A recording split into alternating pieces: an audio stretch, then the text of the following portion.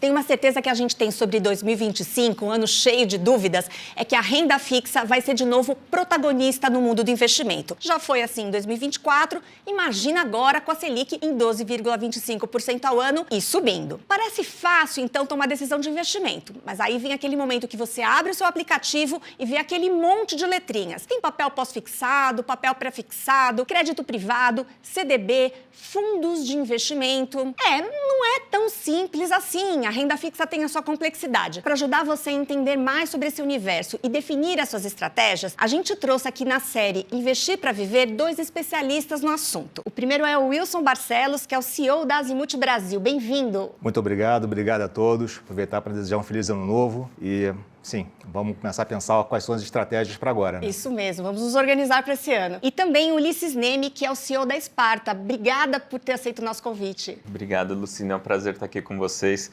Vamos decifrar esse mundo dos investimentos. É isso aí, cheio de letrinhas, que engana muita gente, né? Tem gente que acha que é um universo de investimentos sem risco. Acho que é legal a gente até trazer um pouco esse aspecto. Mas eu queria começar endereçando a pergunta para o Wilson. Existe uma regra, e eu acho que quem já leu a respeito de investimentos, quem estudou sobre isso já deve ter ouvido, que a hora de aplicar em papéis pré-fixados é quando a taxa Selic está caindo. Já quando o juro está subindo, que é o momento atual, é a hora de aplicar em pós-fixados. Mas isso é verdade sempre? Eu queria que você falasse um pouco sobre o que a gente está vivendo, o que o investidor tem que prestar atenção na hora de tomar essa decisão. De uma forma simples, esse é o contexto mesmo. Assim, quando você sabe que o mercado está numa crescente de alta de juros e você não sabe aonde que essa taxa vai parar, essa indefinição ela é muito grande. E para que você tenha menos risco de não capturar todo o ganho que os juros podem te proporcionar, você ficaria pós-fixado e acompanharia essa tendência de alta até que você visualizasse que a política monetária, ou seja, a taxa de juros está fazendo seus efeitos na inflação, que é uma das principais, ou talvez a fundamental atividade da taxa de juros pelo Banco Central. E aí você começa a entender que, bem, agora estamos no momento de redução de taxa de juros, a inflação está acomodada e a gente vai começar a reduzir a taxa de juros e você aproveita para ficar pré-fixado no nível mais elevado, entendendo que os juros vai cair ao longo do tempo. É exatamente isso que você acabou de falar, é bem por aí. Mas nesse momento, com a taxa Selic subindo, mas a gente está vendo também um movimento importante de juros de longo prazo, né? Sim. Ainda faz sentido o investidor manter suas aplicações em papéis pós-fixados, como, por exemplo, as LFTs, que é o Tesouro Selic do Tesouro Direto, os CDBs atrelados ao CDI. O que faz sentido nesse momento, nesse cenário? A taxa de juros ela tem 2 componentes. A de curto prazo é necessariamente você olhar para o aspecto inflacionário e você saber como é que você vai trabalhar com ela. O que é o de curto prazo? São os vencimentos mais curtos, quando você fala daqui a 1 ano, por exemplo. Eu vou comprar um CDB para daqui a 1 ano e o que norteia esse vértice ou esse período de taxa de juros é principalmente a inflação. Quando você alonga mais esse período de investimentos, vai falar para 5, 10 anos, o componente que impacta muito na taxa de juros não é só a inflação, mas é também o componente de risco país. E aí você fala sobre a questão fiscal, se a gente vai ter capacidade de cumprir com as nossas obrigações de pagamento de dívida ou não, ou se essa situação inflacionária ela vai se retroalimentar porque a questão fiscal não está sendo bem conduzida e a curva mais longa ela passa a ter um crescimento mais acelerado ainda. Então, depende do tipo de ativo pós-fixados que a gente está falando, se de mais curto prazo, se de mais longo prazo. Mas, Ulisses, faz sentido a gente pensar que um investidor que ele tem um objetivo de prazo mais longo nesse momento, o ideal seria ele já colocar o seu dinheiro num ativo pré-fixado, garantir uma taxa mais alta agora, ou a gente está com tanta incerteza que existe a chance, inclusive, dessas taxas subirem ainda mais. Acho que esse é um dilema que muita gente tem. Será que chegou no estágio ali em que as taxas vão se acomodar no nível atual? Ou seria o caso de esperar um pouco mais? Bom, esse exercício de futurologia é difícil sempre, Ilustra aí a sua bola de cristal. Mas se a gente der um passinho antes, né, eu acho que até pegando o gancho com o que o Wilson comentou, né, e endereçando a questão, Lucina, não tem investidor que escolhe só o pós-fixado, só o pré-fixado e tal, né? Eu acho que cabe tudo na carteira do investidor, tem muito a ver com os objetivos. Então, por exemplo, pós-fixado ele acaba sendo muito bom para aquela reserva de emergência, para quem não tolera ver oscilações, né, no seu extrato. Recebe o extrato mensal, está perdendo. e não consegue dormir, né? Para essas pessoas que não têm muita vontade de tomar risco ou não lidam bem com a possibilidade de perda, né, o pós-fixado ele acaba sendo muito bom. Talvez vai ter uma parcela bem maior, né, da sua carteira nesse tipo de investimento. O que acontece no Brasil, e agora isso é mais verdade do que em outros momentos, é que está se pagando, pós-fixado está pagando muito para você não tomar grandes riscos, né? Então, você tem uma remuneração muito boa, você falou da Selic em 12,25 atualmente e com perspectiva de alta e a gente não sabe até quando, né? O Banco Central falou agora em dezembro que tem pelo menos mais 2 aumentos de 1% ao ano. Então, 14,25 nos próximos meses garantido. Já está praticamente garantido. Então, você vai ter uma rentabilidade cada vez maior no pós-fixado. Para o investidor é muito bom, ele não precisa tomar risco para já ter uma boa remuneração. Só que você não sabe por quanto tempo vai ficar nesse nível de remuneração, né? Então, quando você escolhe o pós-fixado, no final você está falando assim, ó, eu não quero que chacoalhe no curto prazo, mas eu topo que se lá na frente, conforme vai passando o tempo, essa taxa cair, vai render um pouco menos, mas tudo bem, porque em tese, quando a taxa de juros cai, é porque de fato a inflação caiu e as coisas estão andando bem. Por outro lado, acho que um objetivo que todo investidor sempre tem é de preservar o poder de compra. No final, ninguém pensa na sua aposentadoria simplesmente em termos nominais. Ninguém investe por prazer. As pessoas elas deixam de consumir hoje para investir lá na frente para ter uma renda, para ter os recursos, né, que vão te ajudar na aposentadoria. Quando a gente pega esse tipo de raciocínio, a gente vê que ganhar da inflação é muito importante. E aí começa a entrar, né, esses títulos atrelados à inflação, né, que no Tesouro Direto é o Tesouro Inflação IPCA. Que os CDBs, às vezes, é IPCA mais alguma coisa, né? Esse tipo de título que é protegido pela inflação, ele acaba travando por um prazo mais longo uma rentabilidade acima da inflação, o que é muito positivo para o investidor. Acho que todo investidor deveria buscar isso. E se a gente olhar os níveis atuais das alternativas atreladas à inflação, a gente está num dos maiores níveis históricos, a gente está na máxima de 10 anos. Até quando a gente teve o último impeachment presidencial, as taxas não estavam tão altas. Imagina o nível de taxa que está agora, né? Então, quando você abriu o programa falando assim, pô, provavelmente vai ser o ano da renda fixa, eu acho que tem de tudo para ser o ano da renda fixa, né? Não que isso seja bom exatamente para a economia é que as taxas de juros fossem mais baixas. Infelizmente, aí pelas incertezas todas, nas questões de comunicação, governo, tudo, a gente está vendo essas taxas mais altas, que é ruim para as empresas, mas para você, investidor, né, e somos todos investidores, tem um recurso para aplicar, tem taxas atrativas, está ótimo, né? Então, de fato, acaba incentivando muito que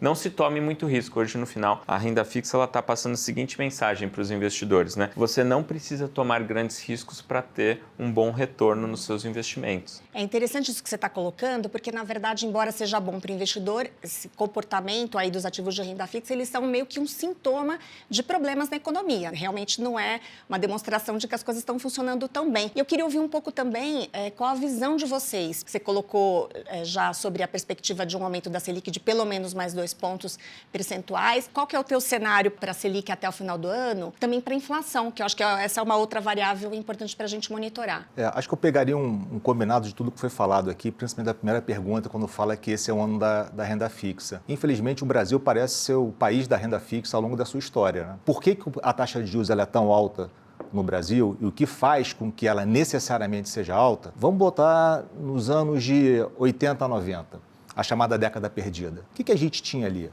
Nosso grande herói era Ayrton Senna da Silva. Naquela época, uma série de políticas equivocadas do governo central fizeram com que tivesse hiperinflações naquela época. O Brasil daquela década me lembra a Argentina de anos atrás, em níveis inflacionários. Qual é a previsibilidade que você tem de investimento quando você não sabe qual é o preço correto? 5% a mais, 5% a menos, não se definia nada. O que aconteceu depois do plano do Fernando Henrique Cardoso, pai do Plano Real? Ele trouxe a estabilidade de preço. A estabilidade de preço foi o primeiro passo para que a gente começasse a ter previsibilidade sobre o futuro. Só que a estabilidade de preço traz várias consequências que a gente esquece ao longo do tempo.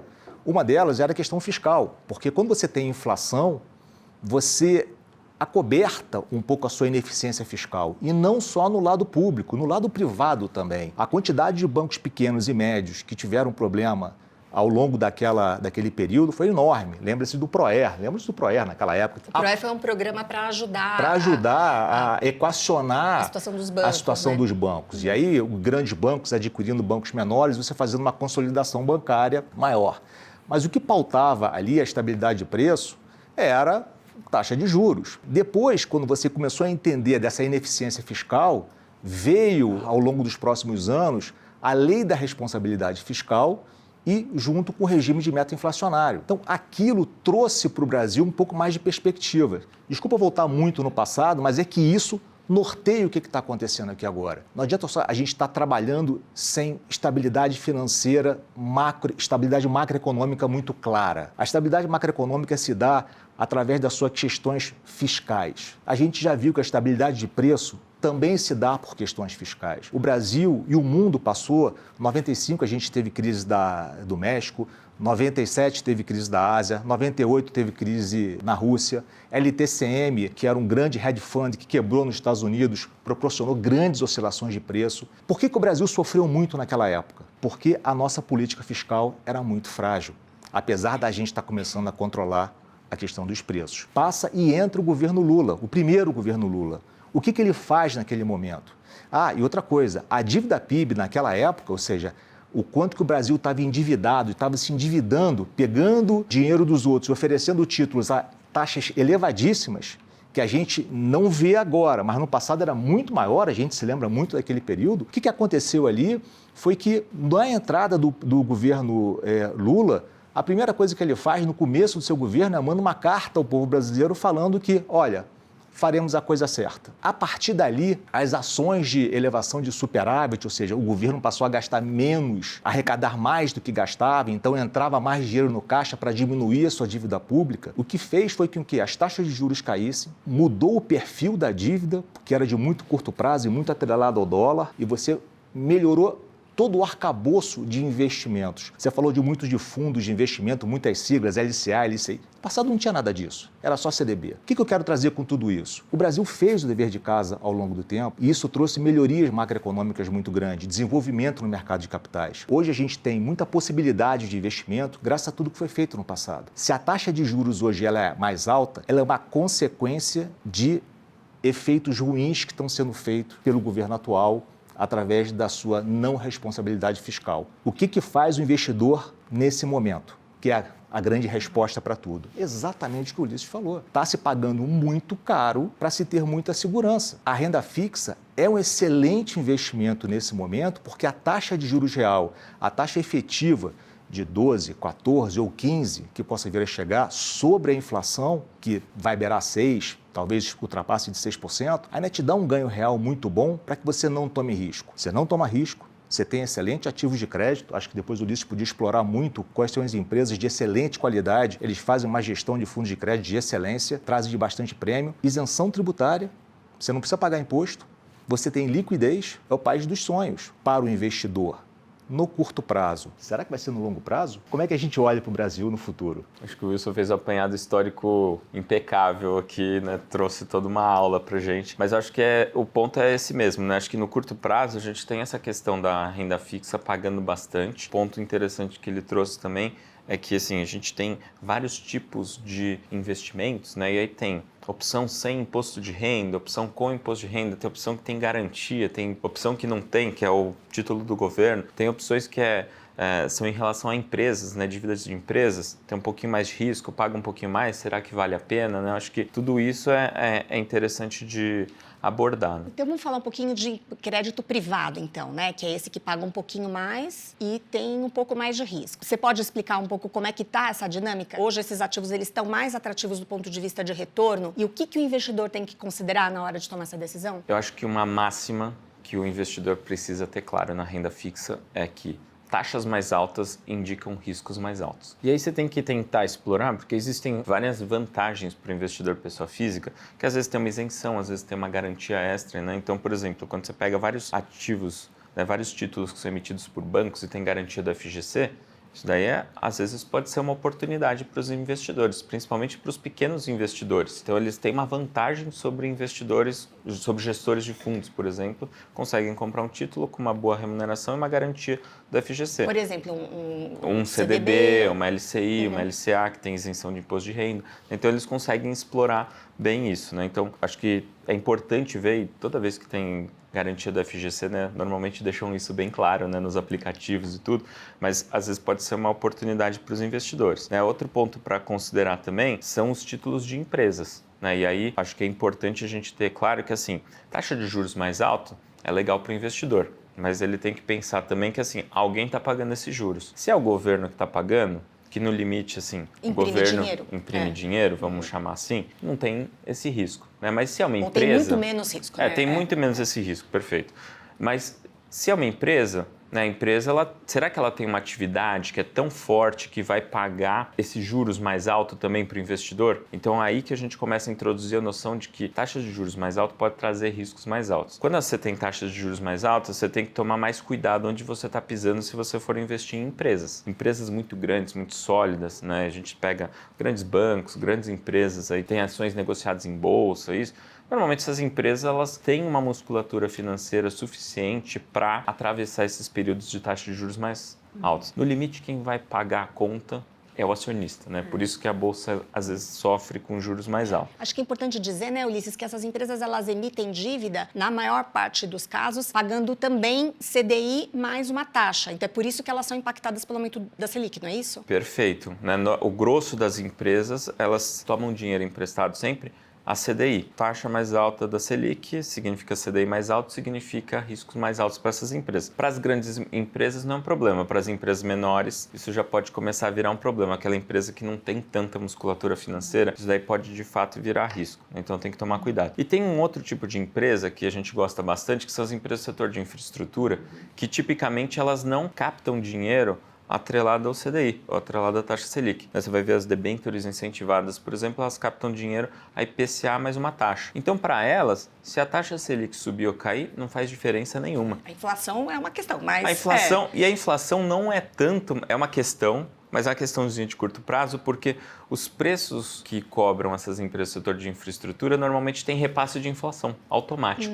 Né? Então, ela deve atrelada à inflação e ela tem receita atrelada à inflação, então está tranquilo. Né? Para as empresas do setor de infraestrutura, a gente gosta muito porque normalmente elas têm riscos mais baixos. Não significa que não tem risco, mas são riscos mais baixos. Por quê? O setor de infraestrutura faz investimentos de longo prazo, ela precisa de previsibilidade. No final, são setores que têm órgãos reguladores. O que o órgão regulador busca? Que a empresa esteja trabalhando direito com risco baixo para ela se financiar e para atender adequadamente a população. Mas, Ulisses, como são projetos de longo prazo, imagino que o retorno para as empresas aconteça num horizonte mais longo, então é um tipo de investimento que a pessoa tem que pensar que também é de longo prazo, não é isso? Perfeito, também é de longo prazo. E aí, quando a gente começa a falar de longo prazo, acho que começa a introduzir aquela noção de que os preços podem oscilar. Pode ser que a gente chama no mercado financeiro de marcação a mercado. Né? Então, quando o investidor ele vai ver lá o extrato dele, às vezes ele pode ver assim, ixi, valorizou, desvalorizou, mas não era renda fixa, né? Então tem muito dessa pergunta, né? Porque a marcação a mercado nada mais é do que você atualizar o valor do ativo pelo quanto ele está sendo negociado hoje. Se você precisasse vender hoje, qual que é o preço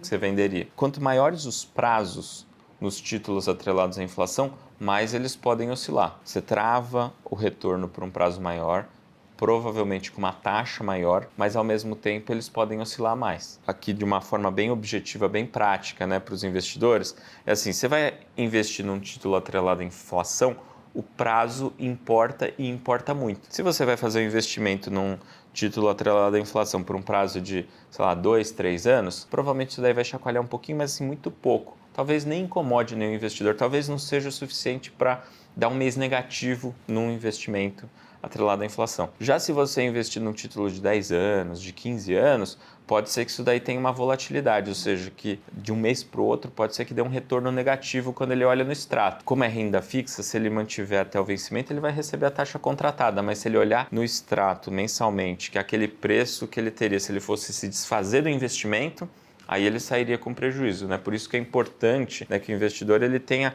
claro assim, em qual caixinha na cabeça dele ele está colocando cada investimento, né? Não adianta nada eu entrar no investimento atrelado à inflação, que a gente acha bom atualmente, né, que conceitualmente com taxas bastante atrativas, só que de repente dá uma pioradinha no cenário, ele olha lá no extrato que tem uma taxa que teve um prejuízo naquele mês e ele já fala assim, não, vou sair, daí vende com prejuízo. Aí não funciona, né? Então ele tem que ter um horizonte e é um dinheiro adequado. que ele não vai precisar. É um dinheiro que ele não vai ali. precisar, né? Então por isso que a gente fala, dinheiro que você vai precisar, hoje em dia estão pagando muito bem para você não fazer nada, né? Não fazer nada é os investimentos pós-fixados. É o Tesouro Selic, é um CDB indexado ao CDI, Mas né? com esse juro alto nesse curto prazo, ainda assim esse investimento em infraestrutura ou outros papéis mais longos, eles estão competitivos ou está valendo muito a pena ficar no curto prazo? Acho que depende um pouquinho da questão do perfil do investidor e dos objetivos de cada caixinha na cabeça do investidor, né? Eu acho que hoje, de fato, você tem assim, parece muito atrativo você aplicar no curto prazo. E de fato, para quem não tolera, e daí que entra o perfil do investidor, para quem não tolera oscilações, né, de preço, oscilação para cima todo mundo gosta, né? Mas para baixo que é o que importa, né? Aliás, tem uma coisa interessante, né, Ulisses, que o conceito de risco é que é justamente o mesmo potencial de uma queda é o potencial da alta, né? Então, Exato. se aumenta o risco, é para cima e para baixo, né? Perfeito. Tem até uma máxima no mercado que é quem ganha, ganha, quem perde, explica, né? Então, assim, quando ganha, ninguém se importa muito, né? O que importa é para explicar quando está perdendo. E o investidor ele tem que ter claro esses objetivos, né, esse horizonte, para ele conseguir fazer uma escolha adequada. Ele não se vê depois com um impulso emocional de ixi, e agora deu errado, preciso vender, e aí ele acaba perdendo dinheiro, de fato. Por isso que é importante dividir bem. E aí quando o investidor ele consegue fazer essa divisão adequadamente, né, coloca na caixinha do pós-fixado o que ele pode precisar, a caixinha de outros ativos com mais risco para as coisas que ele tem um horizonte de mais longo prazo. A faculdade dos filhos, para aposentadoria, comprar uma casa, para qualquer coisa que ele esteja olhando para um prazo maior, ele pode ver uma oscilaçãozinha um pouquinho maior. Ainda na questão do crédito privado, uma coisa que a gente viu foi as pessoas comprando muito crédito privado, debêntures principalmente, né, em 2024, foi um volume enorme, o que levou muitas empresas a emitir essas debêntures. Acho que foi um mercado realmente de destaque em 2024 e parece que 2025 caminha para uma coisa parecida. Mas uma coisa que a gente ouvia muito é que as empresas elas fazem a emissão pagando a variação do CDI mais uma taxa de juros, mas com tanta gente querendo comprar esses papéis, esse juro que a gente chama de cupom, ele ficou muito baixo. E aí a ideia é que talvez esses papéis tenham sido emitidos a uma taxa não adequada ao risco de verdade da empresa. Eu queria que você explicasse se isso está acontecendo e se isso é um ponto de atenção. Sempre pode ser um ponto de atenção, né? A gente, como gestor profissional de crédito, a gente está olhando isso, né? Essa remuneração a mais que o título público a gente chama de spread de crédito, né? A gente está olhando se essa taxa ela é adequada ou não. Tem momentos que ela fica um pouquinho menor, tem momentos que fica um pouquinho maior, né? Ela oscila um pouco, mas o impacto é bem menor para o investidor quando ele está olhando a aplicação de renda fixa como um todo, nos níveis de taxa de juros que a gente tem atualmente, mesmo que tenha alguma oscilaçãozinha, talvez não seja muito crítico para o investidor, né? Ao longo do ano de 2024, a gente teve uma compressão dessas taxas e aí no final do ano teve uma descompressão. Já teve uma descompressão e tá tudo bem, a gente não tá vendo falar de crise nenhuma, né? Para frente, a gente acha que também estão em taxas bem razoáveis, bem adequadas. Mas eu acho que o ponto mais importante hoje na renda fixa é que a atratividade da renda fixa não é essa taxa a mais do crédito privado. Essa taxa é a própria Selic. É a própria Selic. O próprio CDI, né? O próprio título público já está com uma taxa muito alta. Os títulos de empresas estão sempre num patamar acima de remuneração que compensa o risco. Às vezes um pouquinho mais, às vezes um pouquinho menos, mas a gente não acha que é um movimento significativo para acontecer. Do ponto de vista do investidor, eu acho que é importante ele ter claro que, assim, o que ele tem que olhar no investimento em crédito privado? Ele tem que ver se ele está diversificando, né? Então, assim, um grande argumento para comprar fundos é para ter alguém monitorando e montando uma carteira diversificada. Às vezes, tem investimentos que valem muito a pena para o investidor pessoa física. Por exemplo, os títulos bancários com proteção da FGC. Quando ele investe direto no título, tem proteção. Quando ele investe num fundo, não tem. Então, assim, às vezes pode ser uma vantagem também para ele explorar esse tipo de aplicação financeira. Daí você tem a questão da isenção de imposto de renda, né? E aí muita gente pergunta assim, vale ou não vale a pena, né? E assim, o mercado, todo mundo está fazendo essa conta, né? Então, via de regra, está sempre num limiar que faz sentido. Para fazer uma analogia que as pessoas entendem com mais facilidade, etanol ou gasolina, né? Quando você vai abastecer o carro flex, né? Pouca gente fica fazendo a conta porque normalmente o preço está mais ou menos, a gente chama arbitrado. O mercado se ajusta. O mercado se ajusta, eles fazem a conta para ficar meio indiferente. Daí, eu quero pôr menos, então, sei lá, vou pôr etanol porque vai dar o total menos, mas eu vou andar menos também, né? E tá tudo bem. Tá todo mundo sempre fazendo essa conta, então os ativos que têm isenção de imposto de renda, normalmente eles têm sim uma pequena vantagem para o investidor e raramente, isso é muito raro, acontecer de eles não estarem valendo a pena em relação a uma alternativa tributada. Né? Isso é muito raro de acontecer. Wilson, a gente falou aqui de marcação a mercado, pensando aqui no crédito privado, mas isso funciona da mesma forma, por exemplo, para títulos do Tesouro Direto, né? E eu acho que uma pergunta que as pessoas se fazem é, vale a pena eu zerar ou vender aqueles papéis que eu comprei lá atrás com juro muito baixo para aplicar em juros mais altos agora? Como é que é essa decisão? Ou é melhor deixar aquilo que está ali até o vencimento, garantir aquela taxa e passar a alocar daqui para frente? Qual que seria a estratégia mais indicada? Uma coisa que a gente tem certeza é que você não tem certeza sobre o futuro. É uma grande... É importante admitir isso, né? Porque muda completamente o jogo. Totalmente. Ninguém tem a noção sobre o futuro. Se isso fosse uma verdade, não existiria oscilação. Seria uma reta, porque todo mundo sabe o que vai acontecer e a previsibilidade já estaria embutida dentro do preço. Ninguém sabe. Então, o que o investidor deveria fazer? A gente olha para a renda fixa hoje, eu não digo nem que a renda fixa está atrativa, ela está extremamente convidativa a você ficar ali, não se preocupar e saber que você está ganhando. Eu diria que alguns outros ativos, como infraestrutura, por exemplo, esses sim estão extremamente atrativos, porque no longo prazo pode te trazer um retorno de altíssimo nível, mas tenha estômago para isso. Como a gente sabe que a gente não sabe e a gente precisa tomar uma decisão agora dentro de um cenário completamente incerto para o futuro, e essa é a beleza do que a gente faz, e é para tudo, o que a gente gosta de fazer dentro de uma alocação de portfólio? Primeiro, eu preciso te entender. Quem é você? Quem é o investidor? O que o investidor busca?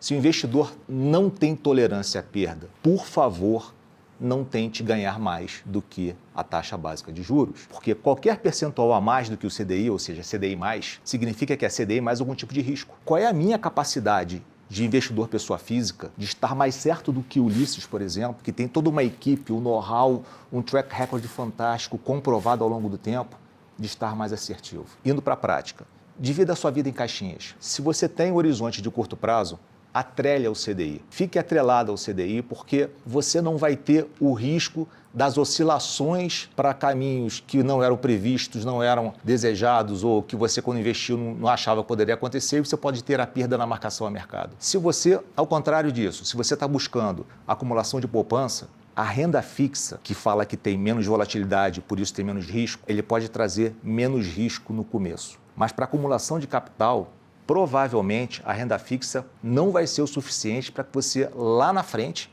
acumule capital suficiente para que você goze dos bens que você trabalhou ao longo da tua vida. Então, se a renda fixa é pouco risco no curto prazo, pode ser muito risco no longo prazo de você não acumular o suficiente. Então, tenha o necessário para passar por períodos de chuva, de vento forte, de trovoadas, sem que você precise mexer nas posições que você fez, que você definiu, que você gostaria de ter para ter uma taxa de retorno mais alta ao longo do tempo. E só para concluir, estudos mostram que market time, trocar e vender, ir para cá, ir para lá, ele é responsável por menos de 2% do resultado do seu portfólio. O market time, ele gera custo transacional, custo de CDI, porque você aplica num dia, demora um dia para receber, você demora um dia para aplicar. De imposto de renda também, de né? Imposto de renda, assim, uma série de custos. E não há, como a gente falou logo no começo, como eu não sei o que vai ser o futuro de médio e de longo prazo, qual é a minha vantagem de saber do futuro de curto prazo? Aquilo que você alocou, mesmo que é um juro bem mais baixo, deixa lá e vai montando a carteira daqui para frente. Vai aumentando a carteira. Pegando o gancho aqui do Wilson, acho que é exatamente isso, né? Que se ele colocou na caixinha do longo prazo lá, já aplicou, é aquilo. Na verdade, ele vai ter o retorno. Sim. Só que se ele sair hoje, tem a chance dele realizar o prejuízo. Por isso que é importante essa questão, né? O Wilson traz, acho que de uma forma bastante clara, assim, a importância de fazer essas escolhas, né? O perfil do investidor importa muito, né? Então, assim, não tem que tentar ficar acertando tudo, né? E eu acho que um ponto importante é tentar acertar o movimento do mercado, né? E eu acho muito legal ele trazer esse ponto, porque muita gente acha bonito falar assim, eu sei o que vai acontecer com o mercado. E, na verdade, você admitir que você não sabe o que vai acontecer vai fazer com que você crie uma caixinha, as caixinhas de uma forma mais equilibrada. Que você monte uma carteira como investidor preparada para vários cenários. Ainda mais nos dias de hoje, que às vezes tem muita polarização nas discussões, né? É comum uma pessoa falar, eu vou fazer isso porque eu estou de acordo ideologicamente com isso ou com aquilo, né? Eu sugiro que deixe isso para as conversas de WhatsApp, de bar, né? Mas assim, quando você está falando com investimento mesmo, você não quer correr esse risco. Vai no que é razoável. Então, assim, se prepara de acordo com o que é o seu perfil, com os seus objetivos. Não de acordo com o que você acha que pode acontecer, né? Então, esteja preparado. Por isso que eu acho que é uma reflexão muito válida. E a partir do momento que você fala assim, não, eu não vou fazer essa posição por ideologia, eu vou fazer porque isso daqui no meu planejamento é para o curto prazo, esse eu precisar resgatar, esse daqui é para o longo prazo, eu sei que eu não vou mexer por bastante tempo, então pode até oscilar um pouquinho para buscar um retorno um pouco maior, faz bastante sentido. E daí, se oscilar, não tem que ficar chateado de que, putz, está perdendo. Não, está de acordo com o que era a premissa original do investimento. Exatamente. E até complementando, perfeito a colocação, bem, se a gente não sabe do futuro, se a gente tem pouca, não é que não sabe, você tem pouca certeza sobre o futuro, se o futuro é muito incerto, o que fazer então? Então, o que você faz nessa hora? Não é que você vai ficar parado necessariamente. O que você tem que buscar são os ativos onde tem uma melhor assimetria, aonde que a probabilidade de você ganhar te traga uma posição melhor do que aonde, obviamente, você tem aquela probabilidade maior ou até menor, mas de perder muito. O Ulisses estava falando sobre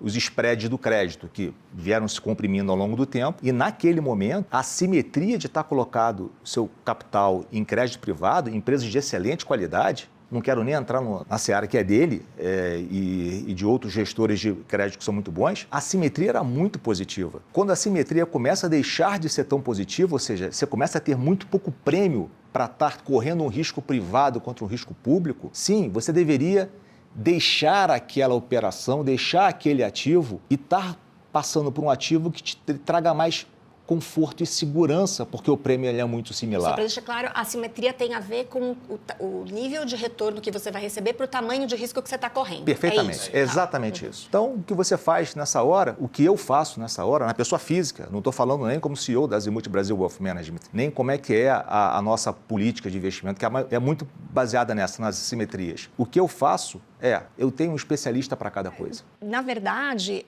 um pouco se a gente for tirar uma conclusão disso tudo que vocês estão dizendo, é que para navegar aí nesse mundo do crédito privado, talvez seja, aí estou puxando aqui a sardinha para vocês, você aplicar num fundo, colocar nas mãos de um especialista para fazer essa conta, porque essa conta dessa assimetria não é simples de ser feita, não é isso? Vou levantar a bola para ele. A renda fixa, ela te traz muita assertividade de quanto que você vai receber. E como a assertividade ela é grande, o prêmio é pequeno. O que a gente não computa muitas vezes na renda fixa é um grande risco, que é chamado risco de cauda, que são os riscos de default. Então, default é não pagamento. Não pagamento, a inadimplência do ativo.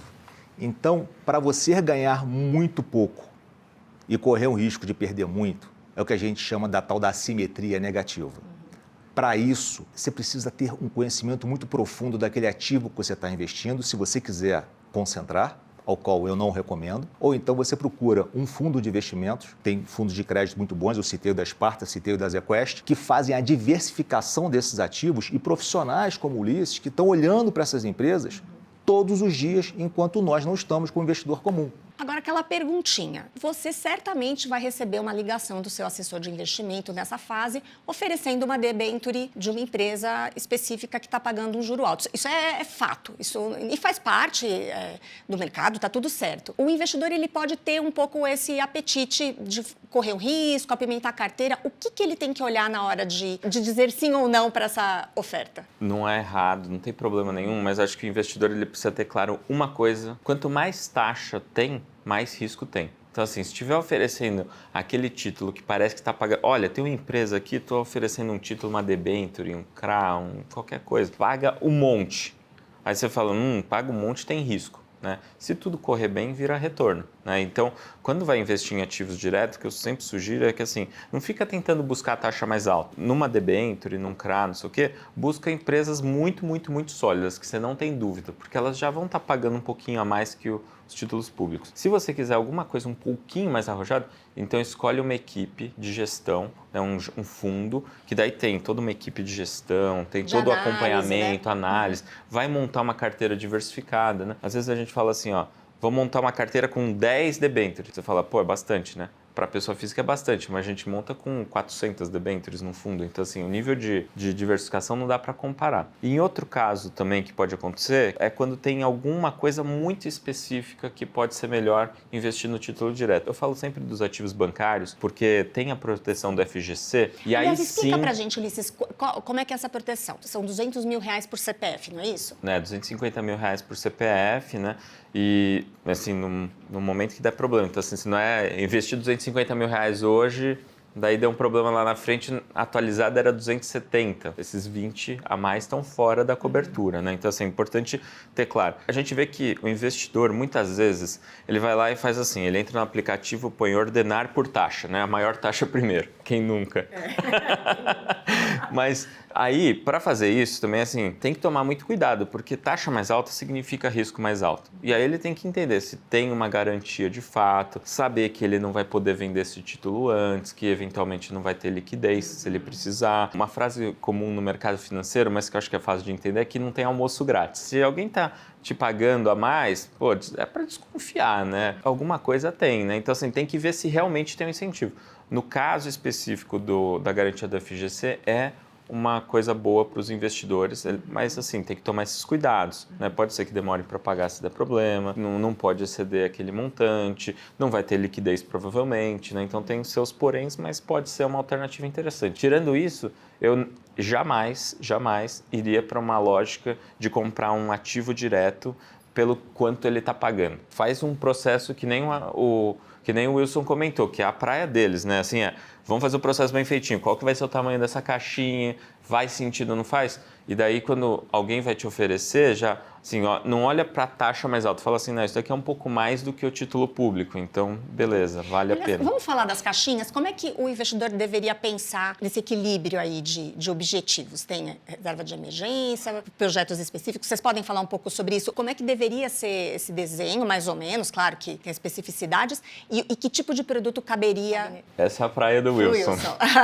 Com certeza você tem que organizar sua caixinha por alguns fatores. 2 deles principais para esse tipo de organização é o prazo que você precisa disponibilizar daqueles recursos no futuro. Se o prazo é muito curto, você sabe que você não deveria tomar nenhum tipo de risco, porque senão não é investimento, é aposta. Produtos que oscilam bastante, que o mercado costuma chamar de volatilidade, eles têm um grau de incerteza muito grande, principalmente no espaço curto de tempo. Então, não adianta você... Quais são eles? Então, quais não tem que ficar na caixinha de curto prazo? Ativos de bolsa, por exemplo, renda variável. Ativos, em geral, que têm uma duração, que a gente chama de duration. Infraestrutura, por exemplo. Mais longa. Né? Qualquer ativo que tenha um prazo muito longo para vencimento tende a ter uma sensibilidade de oscilação muito grande. E isso vale, inclusive, para título público, né? Vale para tudo. Uma NTNB 2050, né, você tem uma volatilidade similar à Bolsa. Pode oscilar igual a Bolsa. Igual a Bolsa. Então, e a renda fixa, né? E a renda fixa. As pessoas acham que a renda fixa não perde. Pessoal, a renda fixa perde. É um ativo como outro qualquer. Se você vender antes do vencimento. A diferença de uma renda fixa para uma renda variável é que o nível de incerteza numa renda fixa é menor do que na renda variável. Só por isso que oscila menos. Mas perde também. Então vamos lá. Se você quer ter recursos para curto prazo, atrela esse recurso ao CDI em produtos de liquidez. Que são eles? LFT, que é o Tesouro Selic, né?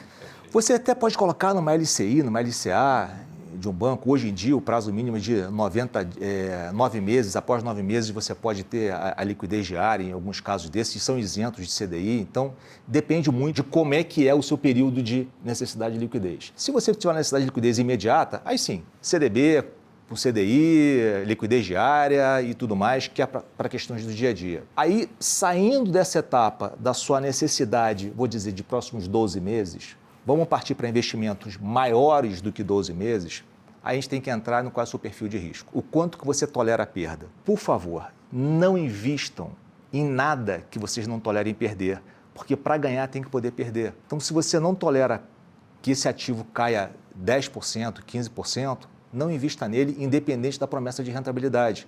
Porque se existe uma coisa garantida num processo de volatilidade, ou seja, de incerteza do ativo, é a reprecificação do preço. Então, a volatilidade vai te levar para cima e vai te levar para baixo. Se você tiver que parar, vender a tua operação, sair dela porque você não aguenta vender a 10% ou a 15% de perda, provavelmente você está fazendo isso no pior dos momentos, porque é da natureza daquele produto.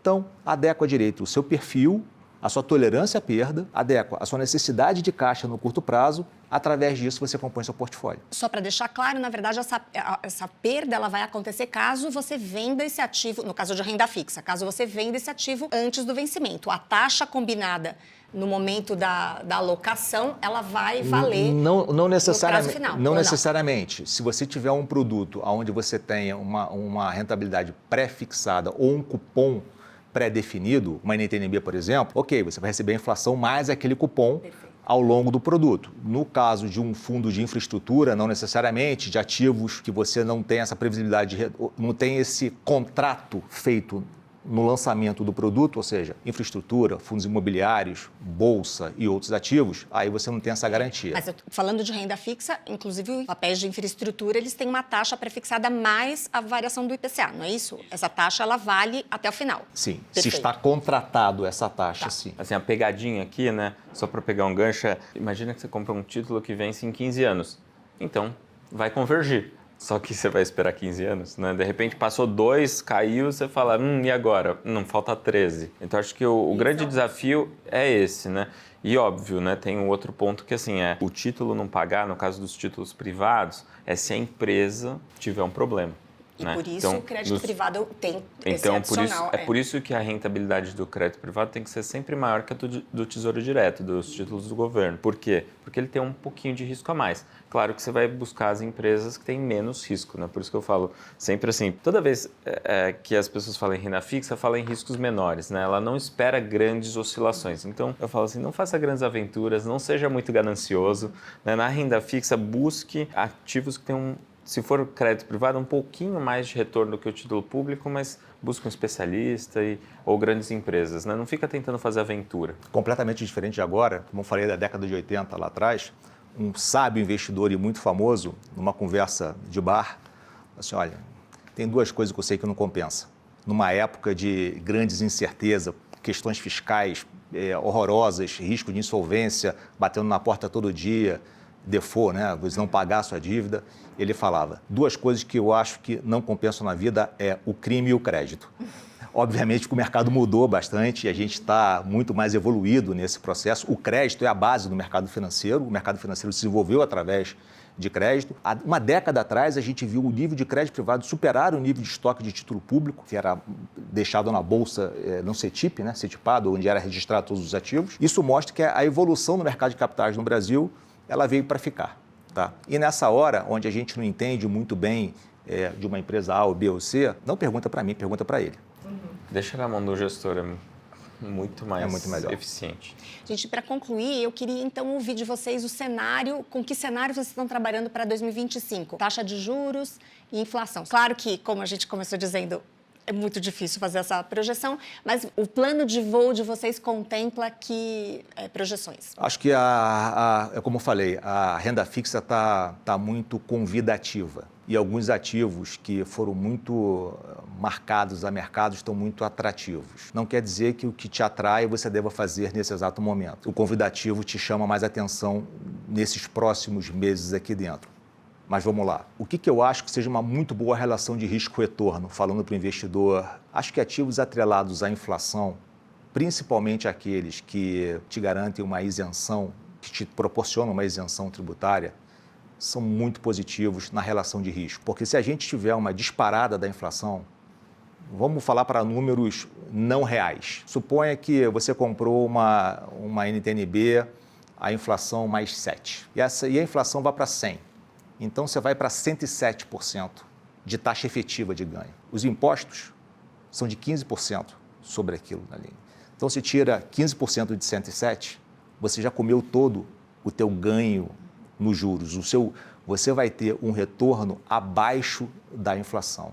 Então, por isso que produtos que você tem isenção de impostos, mais a composição inflacionária para agora, tem uma relação melhor de risco-retorno para o momento. O CDI, para curtíssimo prazo, acho também um projeto fantástico. Não achem que o passado vai se repetir no futuro. O futuro, a história rima, mas não se repete. O futuro está cheio de oportunidades, muitas oportunidades. A gente espera que a situação macro do país venha a convergir para um cenário mais de centro, mais condizente com aquilo que seria bom para toda a população, e isso faça com que os produtos atrativos venham a ser atrativos de fato, né? E aí algumas questões, como fundos imobiliários, como fundos de ação ou como os fundos de infraestrutura, possam trazer excelentes ganhos. Eu concordo com os pontos do Wilson. Acho que, para resumir no final, assim, a gente hoje tem uma renda fixa pós-fixada bastante convidativa, está nos 12,25.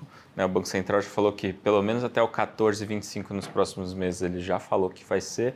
E hoje as expectativas do mercado talvez possa chegar aí na casa de 15%, talvez 16% a taxa Selic. Então parece muito convidativo, como o Wilson comentou, né? A parte dos títulos indexados à inflação, a gente também gosta bastante. A gente, até nos nossos principais fundos, recentemente a gente anunciou que a gente está aumentando um pouquinho o prazo dos títulos, né? Então, eu falei que títulos atrelados à inflação, o prazo importa, né? A gente gosta muito dos títulos de até 5 anos, que dá na média ali uns 2 anos, né? A gente, nos nossos fundos indexados à inflação, a gente segue todos essa mesma diretriz. E aí, recentemente, a gente anunciou que, nesses níveis atuais de taxa, aumentar o prazo na média, 2 anos para 3 anos, não tem que ter grandes medos, né? Então, você tem até um pouquinho mais de volatilidade, talvez, mas nesses níveis de taxa compensa. E aí, também o que o Wilson comentou, né, da isenção de imposto de renda, a gente gosta muito, né? A gente acha que isso é muito importante. No final, você tem hoje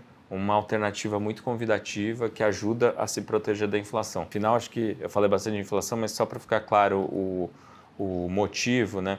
Eu acho que todo esse mau humor que tem hoje no mercado financeiro, ele acontece por um motivo, porque todo mundo já viu esse filme antes, sabe que se você não tem as contas do governo em ordem, acaba virando inflação. O câmbio sobe, vira inflação. Então, assim, está todo mundo com receio disso. Por isso que inflação esse ano, todo mundo tem expectativa já de que talvez seja alguma coisa na casa de 6%, mas e se tiver uma surpresa para cima? Né? E aí você ter títulos atrelados à inflação é a proteção contra essa surpresa. No mundo inteiro, né, essas surpresas de inflação, elas infelizmente são mais frequentes do que deveriam. Então você está protegido contra esse aumento da inflação. A gente acha que é super importante numa ótica de investidor. O Ulisses te deu uma dica aqui fundamental, que para quem não prestou atenção ou não pegou essa referência, 2 a 3 anos de duration nos ativos, ou seja, de prazo do ativo, está bem convidativo com a realidade do momento que a gente está vivendo. Então, como falei, profissionais têm o detalhe e os investimentos muitas vezes são detalhes. Tá bom, muito obrigado, Ulisses, muito obrigado, Wilson. Acho que vocês deram uma aula, alertaram a gente para muitas coisas, então, conselho é muita cautela, ouça os especialistas e continue acompanhando a nossa série Investir para Viver, onde a gente vai te dar muitas dicas e falar de muitos assuntos sobre investimento. Prazer estar aqui com vocês. Obrigado.